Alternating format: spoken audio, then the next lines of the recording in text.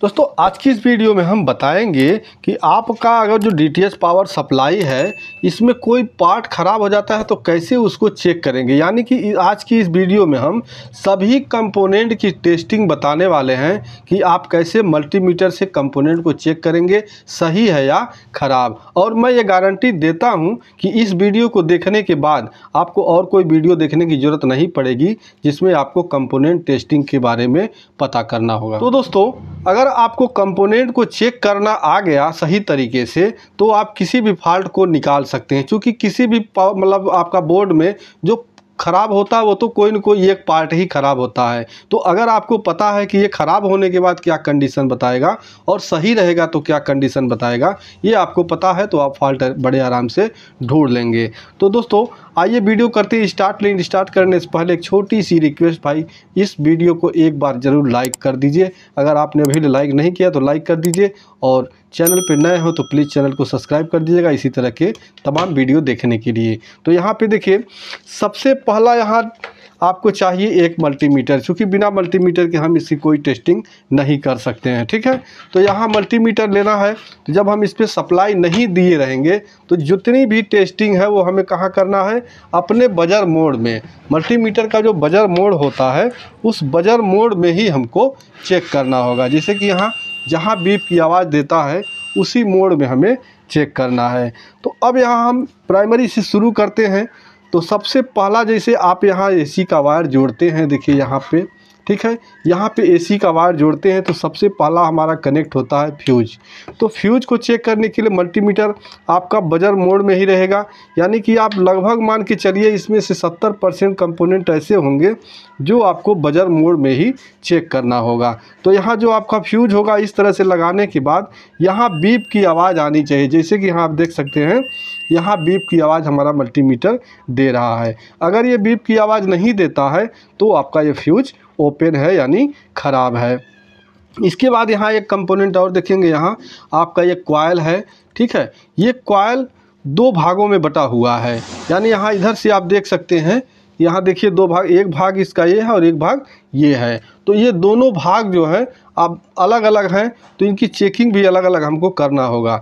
यानी इस साइड का देखिए ये दोनों लेग आपस में कंटिन्यूटी देगा और ये दोनों लेग आपस में कंटिन्यूटी देगा। इस तरह से देखिए, यहाँ पे देखिए इस तरह से और यहाँ पे इस तरह से। अगर इनमें से कोई एक कंटिन्यूटी नहीं देता है तो आपका ये कॉइल ख़राब है। ठीक है, उसको आप रिप्लेस करेंगे। इसके बाद यहाँ पे अब कंपोनेंट जो आता है ये हमारा ये रेक्टिफायर है, यानी रेक्टिफायर डायोड। इस डायोड को चेक करने के लिए आपको मल्टीमीटर बजर मोड में ही रखे रहना है। तो यहाँ पे देखिए किसी एक डायोड को मैं यहाँ चेक करता हूँ। जैसे इसको चेक करता हूँ तो आप देखेंगे एक साइड से ये रीडिंग दे रहा है। ठीक है, देखिए एक साइड से रीडिंग दे रहा है। अब मल्टीमीटर का प्राड हम यहाँ पे पलट लेंगे और पलटने के बाद फिर उसी पॉइंट पे लगाएंगे तो यहाँ आप देख सकते हैं कोई रीडिंग हमको नहीं मिल रहा है। अगर यहाँ पे दोनों साइड से रीडिंग मिलता है या किसी साइड से हमको बीप की आवाज़ देता है तो इसका मतलब हमारा ये डायोड ख़राब होगा। इसी तरह से दूसरे डायोड को भी हम चेक करेंगे तो वही कंडीशन हमको मिलना चाहिए। जैसे यहाँ देखिए रीडिंग दे रहा है और मल्टीमीटर का प्राड हम यहाँ से पलट लेंगे तो यहाँ पे कोई रीडिंग नहीं मिलना चाहिए। ठीक, तो इस तरह से डायोड की हम चेकिंग करते हैं। इसके बाद यहाँ हम आएंगे तो यहाँ आपको रजिस्टर देखने को मिलेगा। अब रजिस्टर की चेकिंग यहाँ वैल्यू के ऊपर हमारी चेकिंग होती है। जैसे अगर आपका 100 ओम से कम वैल्यू का है तो आप बजर मोड में ही चेक कर लेंगे, लेकिन अगर उससे ज़्यादा वैल्यू का है तो आपका मल्टीमीटर का वहाँ रजिस्टेंस मोड में आपको करना होगा। जैसे कि यहाँ देख सकते हैं ये रजिस्टेंस हमारे पास है। अब यहाँ बजर मोड में ही हम इसको चेक करते हैं तो देखिए यहाँ बीप की आवाज़ दे रहा है और इसका वैल्यू जो है वो आपका 1 ओम है। यहाँ देखिए ये 1 ओम है तो 1 ओम का रजिस्टर है, टोटल कंटिन्यूटी देगा और बीप मोड पे ही। अब इससे ज़्यादा वैल्यू का अगर कोई रजिस्टर होगा तो आपका ये मल्टीमीटर का रेंज बढ़ाना पड़ेगा। अब इसी तरह से यहाँ पे जैसे 2 रजिस्टर यहाँ और लगे हुए हैं तो देखिए यहाँ पे जो इसका वैल्यू थोड़ा ज़्यादा है, ये हमारा 100 किलो ओम का है। तो इसको अगर हम बजर मोड में यहाँ चेक करते हैं तो ये हमको वैल्यू नहीं बता पाएगा। ठीक। तो इसके लिए हमें क्या करना है, अपने मल्टीमीटर का जो रेंज है वो रखना है 200 किलो ओम के रेंज में। देखिए यहाँ 200 किलो ओम के रेंज में रखेंगे। अब हम यहाँ जब चेक करेंगे इसे, तो अगर ये सही है तो आपको सही वैल्यू बता देगा। यानी आप देख सकते हैं वहाँ 99.8 किलो ओम यहाँ बता रहा है। अगर ये वैल्यू नहीं सही बताता है तो इसका मतलब आपका रजिस्टर ख़राब हो सकता है। इसके बाद यहाँ पे जो एक रजिस्टर और देख रहे हैं ये आपका मेगा ओम में है। तो मेगा ओम के लिए चूँकि 2 मेगा ओम से ज़्यादा का है वो, तो अभी आपको हम दिखाते हैं। ये हमको रीडिंग मल्टीमीटर ये नहीं दे पाएगा, ठीक है। यहाँ पे देखिए हम चेक करते हैं, तो देखिए यहाँ कोई रीडिंग नहीं दे पा रहा है, क्योंकि इसका जो रेंज ही है वो 2000 किलो ओम तक ही है और इससे ज़्यादा वैल्यू का हमारा ये रजिस्टर है, इसलिए ये मल्टीमीटर हमारा इसका वैल्यू नहीं बता पाएगा, ठीक। यहाँ तक हो गया। इसके बाद यहाँ पे आप देखेंगे हरे कलर का एक ये कैपेसिटर है, नीले कलर का ये एक कैपेसिटर है। इसको चेक करने के लिए हमें क्या है, मल्टीमीटर बजर मोड में रख लीजिए और बजर मोड में रख के फिर दोनों सिरों पे आपको यहाँ लगाना है। देखिए इस तरह से यहाँ पे है, ये दोनों सिरों पे आपको लगाना है यहाँ। अब ये रीडिंग दे रहा है। अब चूँकि इसकी चेकिंग जो होती है वो इसमें रीडिंग नहीं देना चाहिए। अगर रीडिंग देता है, बीप देता है, तो ये कैपेसिटर ख़राब है। लेकिन यहाँ रीडिंग दे रहा है। ये रीडिंग क्यों दे रहा है, क्योंकि जो सर्किट का हमारा यहाँ कुछ कंपोनेंट जो पैरेलल में लगे होते हैं, कुछ सीरीज़ में लगे होते हैं, तो यहाँ पैरेलल में कोई कैपेसिटर इसके पास या सीरीज़ में कहीं से आ गया तो उसका रजिस्टेंस यहाँ बताएगा। अगर इसी को हम अभी यहाँ से ओपन कर लेते हैं तो ये हमारा कैपेसिटर कोई वैल्यू नहीं बताएगा, ठीक है। तो अगर आपको इसके ऊपर शक होता है तो इसका एक लेग उखाड़ के और वहाँ पे फिर आप चेक कर लेंगे, इसको कोई रीडिंग नहीं देना चाहिए। इसके बाद यहाँ पे आप देख सकते हैं और जो डायोड है, मैंने डायोड की यहाँ चेकिंग बता दिया, ठीक उसी तरह से आपको सभी डायोड को चेक करना है। यहाँ पे आपको एक पीले कलर का थोड़ा मतलब ब्राउन कलर का यहाँ पे कैपेसिटर देखने को मिलेगा। ये भी हमारा कोई वैल्यू नहीं बताता है, यानी कोई रीडिंग नहीं मिलना चाहिए। देखिए इस तरह से यहाँ ये कोई रीडिंग नहीं दे रहा है, ठीक इसी तरह से इस कैपेसिटर को भी हमें ये रीडिंग देना चाहिए।